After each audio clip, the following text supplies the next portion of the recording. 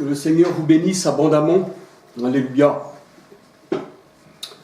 Aujourd'hui, j'aurais voulu vous parler de ce que le chrétien doit manger, c'est-à-dire ses aliments. Parce qu'il y a beaucoup de personnes qui pensent que le chrétien doit s'abstenir de certains aliments.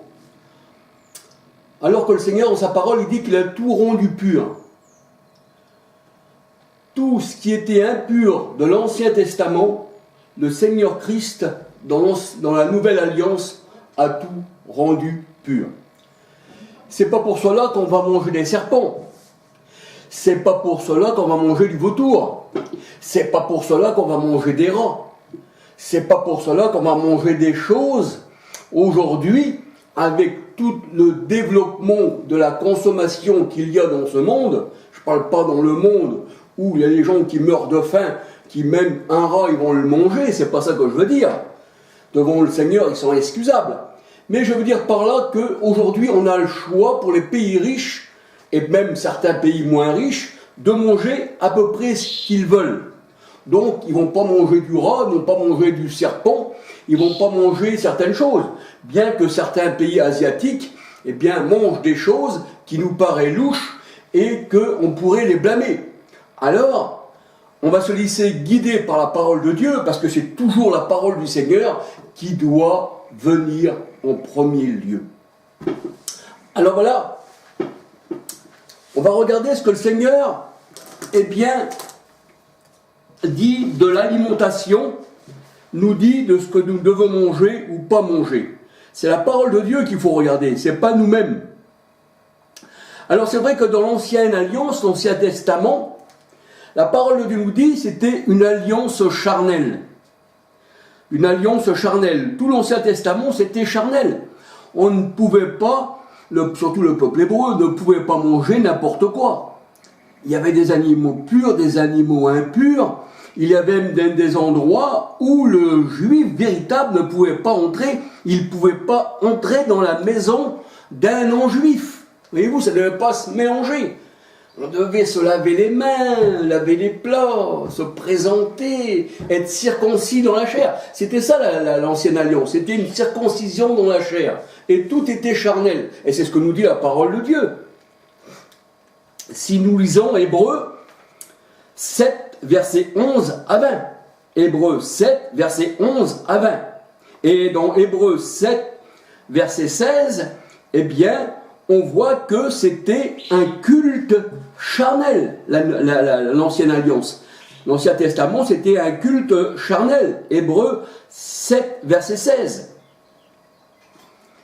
Et le temple, il avait des ordonnances relatives à un culte terrestre, charnel. C'est ce que nous dit la parole de Dieu dans Hébreux 9, verset 1. Voyez-vous, ceci ne pouvait pas laver la conscience de l'homme. Les aliments, même si on ne mangeait pas d'aliments dans l'Ancien Testament, la conscience de l'homme ne pouvait pas être lavée. Un aliment ne pouvait pas nous laver d'une mauvaise conscience. La chair, oui, on l'a préservée. On ne mettait pas dans la bouche des mets que l'Éternel avait défendu. Ça, c'était une loi charnelle. Mais ça, c'était un temps où Dieu qui n'en voulait que ça en soit ainsi, voyez-vous. Et dans la Nouvelle Alliance, le Seigneur, comme il est venu, alléluia, il a changé les choses. Et c'est pour ça qu'il disait à Pierre, Pierre, ne regarde pas ce que Dieu a déclaré comme pur, comme souillé. Et nous allons nous laisser la parole de Dieu, nous allons voir, dans les actes, que Pierre, il ne voulait pas mettre n'importe quoi dans sa bouche. Parce qu'il était juif. Il ne pouvait même pas rentrer chez un païen. Parce que la loi de l'Ancien Testament nous disait que les juifs et les païens ne devaient pas cohabiter sous le même toit, voyez-vous. Mais le Seigneur, il a chamboulé tout ça. Et libre à lui de faire une loi pour un temps, qui était pour un passage, c'est ce que nous dit la parole de Dieu. La loi était pour un temps, afin que les choses plus perfectionnées et qui sont pour l'éternité, subsistent. Voyez-vous. Donc, on va se laisser guider par la parole de Dieu, et nous allons voir que le Seigneur a rendu tous les aliments purs. Alléluia. Alors c'est vrai que par les aliments, la conscience ne pouvait pas être lavée. Hébreux 9, versets 9-10. L'alliance dans la chair à l'âge de 8 jours, dans la circoncision, ne pouvait pas laver la conscience de l'homme. Genèse 17, versets 9 à 14. Genèse 17, versets 9 à 14. Et Genèse 21, verset 4. Toutes les purifications de l'Ancien Testament ne pouvaient pas laver la conscience de l'homme. Seul le sacrifice de Christ et son esprit nous lave d'une mauvaise conscience. C'est ce que nous dit la parole de Dieu. Dans Hébreux 10, verset 22. Voyez-vous, les aliments ne pouvaient pas nous faire approcher de Dieu. C'est pour ça que la parole de Dieu, elle dit, un aliment, le royaume des cieux n'est pas le manger et le boire. Si on en mange, on n'a rien de plus, on ne mange pas, on n'a rien de moins. C'est ce que nous allons voir dans la parole, je vais vous donner les versets. Ça veut dire que pour vraiment être lavé par l'esprit, pas du corps, voyez-vous, eh bien, le Seigneur, qu'est-ce qu'il dit? Il faut qu'on ait en nous l'esprit du Christ et qu'on soit lavé que le cœur. Parce que c'est du cœur que viennent les mauvaises pensées, les adultères. Ça ne vient pas d'un démon. Il n'y a rien du dehors qui rentre dans l'homme. Mais c'est du cœur. Et là, le Seigneur dit, eh bien, il faut que vous soyez, purifiés du cœur d'une mauvaise conscience. Et la conscience, c'est la pensée. La pensée, c'est l'esprit de l'homme. Et là, la parole de Dieu, elle dit que l'aliment, ne fait rien pour l'esprit. Il est simplement pour le corps. Et ça a été pour un temps, voyez-vous. Alors c'est pour ça que la parole de Dieu, elle dit qu'un aliment ne peut pas nous approcher de Dieu, ni nous en éloigner. Elle ne peut rien faire. Alors dans Hébreux 10, 22, il nous est dit, nous les cœurs lavés d'une mauvaise conscience. Hébreux 10, 22, voyez-vous. C'est ça l'homme nouveau. L'homme nouveau, c'est qu'il naît de l'esprit. Jean 3, verset 3 à 8. Nicodème, il faut que tu naisses de l'esprit, voyez-vous, pas de la chair, parce que Jean 6, 63 nous dit la chair ne sert de rien. Il faut naître de l'esprit. Et l'esprit, il doit être au Seigneur. Parce que le Seigneur, il dit dans sa parole que sur le monde, il a mis un esprit impur. Voyez-vous, quand Jésus est venu, il a chassé l'esprit impur et il dit, je te donne un cœur nouveau et un esprit nouveau. Dans Ézéchiel 25, 26, 27. Changez vos cœurs, pécheurs, parce que c'est de vos cœurs que viennent les mauvaises pensées, les adultères, tout ça. C'est ce que dit le Seigneur Jésus-Christ aux pharisiens, qu'ils aimaient bien nettoyer les coupes, qu'ils aimaient bien nettoyer leurs mains, qu'ils aimaient bien avoir des belles apparences du dehors pour satisfaire la chair, pour satisfaire les yeux. Mais le Seigneur dit à l'intérieur de vous, c'est la mort. Nettoyez vos cœurs, parce que c'est du cœur que viennent les mauvaises pensées, les adultères. C'est ça qui souille l'homme. Mais manger sans se laver les mains ne souille pas l'homme. Ça, c'est juste la chair, ça. Ça n'atteint pas l'esprit, voyez-vous. Donc l'aliment, il ne peut pas, nous faire voir devant le Seigneur comme étant impur. Parce que c'est l'esprit qui compte devant le Seigneur. C'est pas l'aliment, c'est pas le corps, c'est pas ce qui est charnel. Le Seigneur, au contraire, il dit, je ne regarde pas l'apparence du corps, mais je regarde à l'intérieur. Dieu considère ce que l'homme ne considère pas. L'homme considère l'apparence de l'homme. L'homme considère le manger et le boire. L'homme considère les choses du monde. Mais le Seigneur dit non. Moi, je regarde ce qui est caché et secret dans ton cœur. C'est ce que je considère. C'est la pureté de ton cœur. Ce que tu manges ou ce que tu bois, cela, va pas te souiller. Bien sûr que si je fume, ça vient pas du Seigneur. Si je mange et que je bois, oui, parce que le Seigneur il m'a donné des dents pour manger, un estomac pour digérer, mais il ne m'a pas donné, la respiration, les poumons, que je puisse respirer l'air pour polluer mon sang, mon corps, tout ce qu'il y a en moi. Voyez-vous, et là je pourrais attraper des maladies. On ne va pas fumer, le Seigneur il m'a pas mis une cheminée sur les épaules, mes narines ce ne sont pas des cheminées, voyez-vous. Il y en a même qui sont encore plus polluants en fumant des cigarettes qu'une voiture qui roule sur la route. Alors ils astiquent la voiture, bien sûr, ils l'astiquent, Mais le Seigneur dit, c'est pas ça, là tu astiques là, mais l'intérieur de ton corps que tu fumes, est-ce que tu l'astiques? Tu regardes ta voiture si elle brille, mais est-ce que tu regardes vraiment encore plus loin dans ton cœur s'il a été lavé, eh bien, par l'Esprit du Christ, lavé d'une mauvaise conscience? C'est ça, le Seigneur, il va au plus profond des choses. Il sonde le cœur et les reins. Rentrez en vous-même, pécheurs. Regardez dans vos cœurs. Et même le Seigneur Jésus-Christ, il disait à Pierre, arrière de moi, Satan, arrière. Vous voyez, Pierre, c'était pas quelqu'un qui allait rentrer en Jésus, c'était pas quelqu'un qui allait le posséder. Satan, ça veut simplement dire adversaire. Eh bien, là, nous voyons que le Seigneur Jésus-Christ, il dit à Pierre, arrière de moi, Satan, parce que tes pensées ne sont pas mes pensées. Tes voies ne sont pas mes voies, Pierre. Tu es un Satan, un adversaire pour moi, tu te mets contre moi. Voyez-vous? Et là, eh bien, le Seigneur, il disait par là que, eh bien, l'homme, eh bien, n'a pas sa pensée. Et la parole de Dieu nous dit, nous allons voir tout de même que nous avons la pensée du Christ. Nous avons l'esprit du Christ. Ça veut dire qu'on a tout ce que Christ veut en nous, parce qu'on n'a pas été circoncis d'une circoncision faite de main d'homme. Mais on a été circoncis par l'Éternel lui-même, qui est Christ, la circoncision de Christ. Colossiens 2:11. Nous allons regarder plus profondément, alléluia. Alors c'est vrai que le manger et le boire ne nous approche pas de Dieu et si on mange, on n'a rien de plus, et voilà. Et même le Seigneur, il dit, si tu es faible dans ta conscience, eh bien si tu veux manger, si tu ne veux pas manger, ne mange pas, ne mange pas. Tu penses le faire pour le Seigneur, ne mange pas. Si tu veux manger, il n'y a rien de plus, voyez-vous. Et c'est pour ça que le Seigneur est dans sa parole, on ne doit pas juger sur le manger et le boire. Mais si nous mangeons, eh bien, c'est pour le Seigneur. Mais si nous ne mangeons pas, eh bien, c'est aussi pour le Seigneur. Mais le Seigneur n'a pas dit de ne pas manger. Voyez-vous? Alors on va se laisser guider quand même par la parole de Dieu, parce que sinon je vais manger un peu tout. Mais il faut que je vous donne tous les versets de la parole de Dieu qui va avec. Alléluia. Que ce ne soit pas la parole de Charles, parce que Charles ne vaut rien, mais que ce soit la parole de Dieu, qui lui est le créateur de toutes choses. Alléluia. Et je rends grâce à mon Dieu. Alléluia. Dieu est grand, Dieu est bon. Alléluia. Quand je regarde la parole de Dieu, quand je la regarde, même les hommes de tous, du monde entier, si cette parole avait été écrite par un homme, ils comprendraient les choses des hommes. Mais même la parole de Dieu le dit. Qui connaît les choses de l'homme si ce n'est la pensée de l'homme qui est en lui? Mais qui connaît les choses de l'esprit si ce n'est l'esprit de Dieu qui est en l'homme? Alléluia. On peut connaître la parole de Dieu que par l'esprit qui est en nous, qui nous enseigne toute la vérité et qui nous emmène dans toute la vérité. Alléluia. Mais ça, c'est pas la parole de Charles. Charles n'est rien. Les apôtres ne sont rien. Tous les hommes ne sont rien. Ce sont des serviteurs inutiles, dit le Seigneur.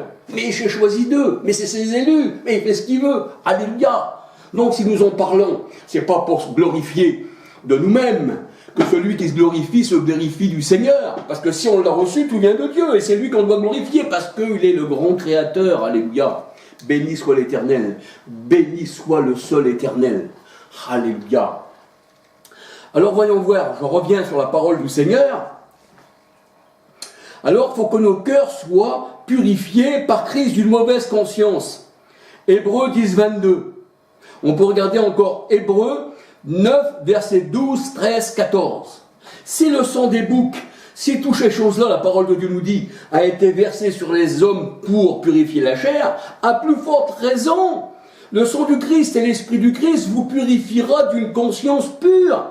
Voyez-vous, Hébreux 9, 12, 13, 14.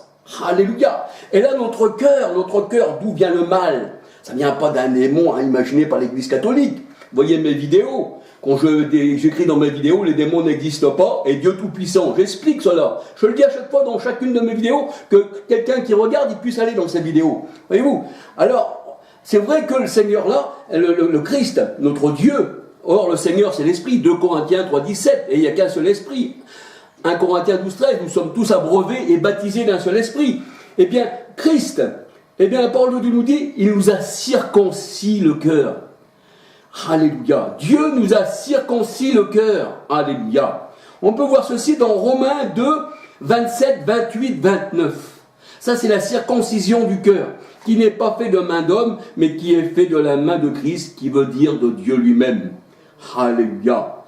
Dieu lui-même dit, je circoncirai votre cœur. C'est Dieu qui circoncis le cœur, c'est pas un homme. Alors que l'ancienne alliance, eh bien, c'était fait de main d'homme. Il fallait tourner autour du prépuce, de la verge.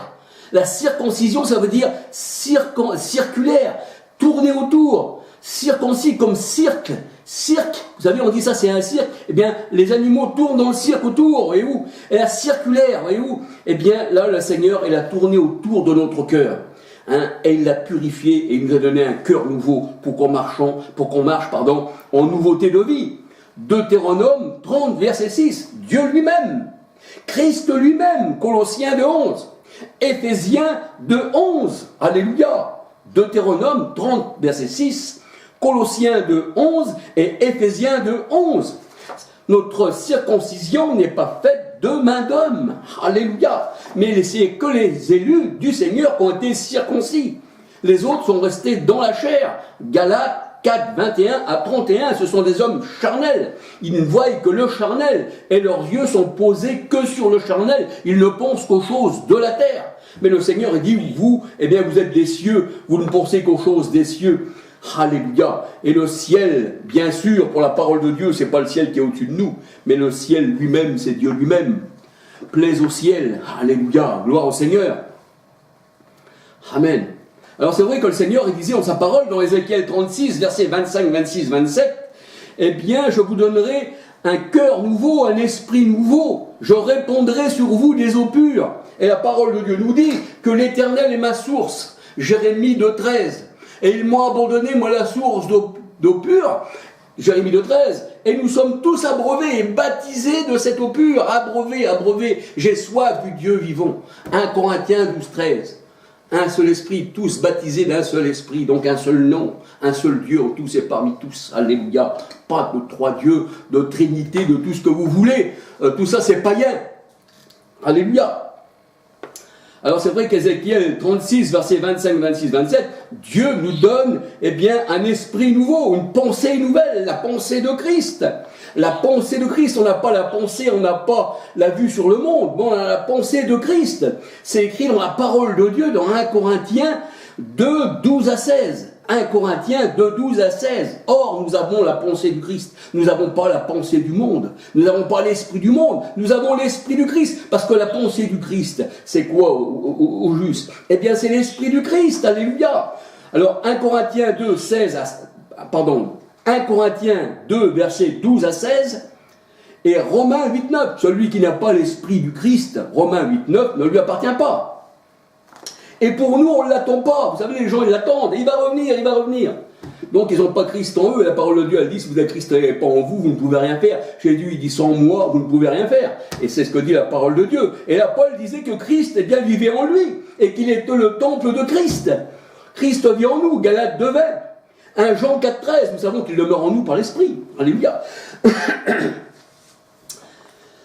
Alors tout ceci était pour vous dire que les animaux purs et impurs n'existent plus, eh bien, dans la nouvelle alliance. Et le Seigneur Jésus-Christ, comme je vous dis, il en donne l'exemple. Il en donne l'exemple aux pharisiens qui avaient annulé le commandement de Dieu au profit de leur tradition. Ils avaient annulé le commandement de Dieu au profit de leur tradition. Et le Seigneur leur faisait comprendre que manger avec des mains sales ne pouvait pas toucher la conscience. Ah non.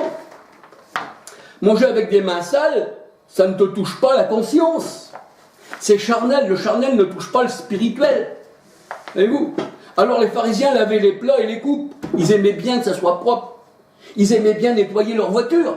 Ils aimaient bien nettoyer tout. Mais ils ne voulaient pas nettoyer leur cœur à l'intérieur d'eux. C'était des vases impurs. Voyez-vous? Alors le Seigneur dit, eh bien, vous êtes beaux dehors, vous paraissez juste devant les hommes, mais vous êtes éloignés de Dieu. Eh oui, nettoie premièrement le dedans de la coupe, dit le Seigneur, c'est-à-dire le dedans de toi-même. Et ensuite, toutes les choses du dehors, eh bien, seront pures pour toi.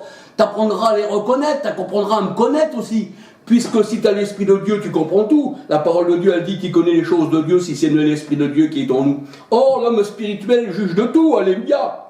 Et là, eh bien, nous voyons que ces pharisiens-là, ils paraissaient être beaux, ils voulaient nettoyer les coupes, tout ça, mais ils n'étaient pas nés de nouveau, ils n'avaient pas l'Esprit Saint, ils n'étaient pas purifiés du cœur. C'est ce que dit Marc 7, 1 à 23. C'est du cœur que sortent les mauvaises pensées, les adultères, et ci et ça. Comme le prince de Tyr, c'est son cœur qui l'a fait tomber. Voyez-vous, le prince de Tyr que vous prenez pour un démon, qui est une invention catholique, eh bien, c'est dans Ézéchiel 28, eh bien, c'est son cœur qui l'a fait tomber. Et partout, le Seigneur dit, le cœur, eh bien, est orgueilleux au-dessus de tout. Et l'orgueil fait tomber l'homme. Parce que c'est du cœur que vient l'orgueil. C'est du cœur que viennent les adultères, que viennent les mauvaises pensées. Et c'est du cœur même, eh bien, que vient la mort. Eh oui. C'est pour ça qu'on doit être circoncis du cœur par la main de Christ. C'est pas un aliment qui va nous rapprocher de Christ ou qui va nous en éloigner. Eh non, ça c'est pas ça du tout.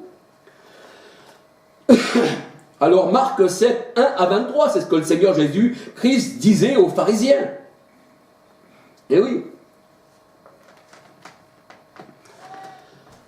Voyez-vous, c'est du cœur. Il n'y a rien du dehors qui puisse rentrer.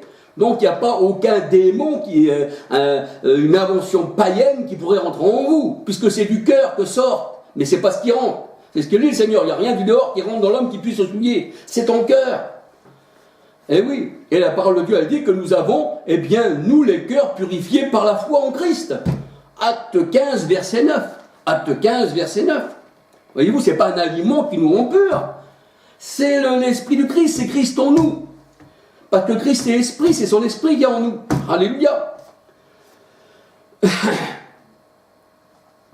Alors la parole de Dieu, elle dit que le manger, eh bien, ni le boire, le royaume de Dieu n'est pas le manger ni le boire, mais le royaume de Dieu, c'est la justice, la paix et la joie par l'Esprit Saint. Voyez-vous, le royaume de Dieu, ce n'est pas le manger et le boire, c'est ce que nous dit le Seigneur, mais c'est la joie par l'Esprit Saint. Romains 14, versets 14 à 17. Romains 14, versets 14 à 17. Et voyez-vous, je cite toujours les passages, eh bien, pour que ça soit toujours la parole du Seigneur.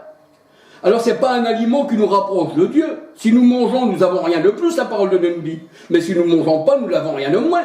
C'est ce que nous dit la parole de Dieu. Ça veut dire que ça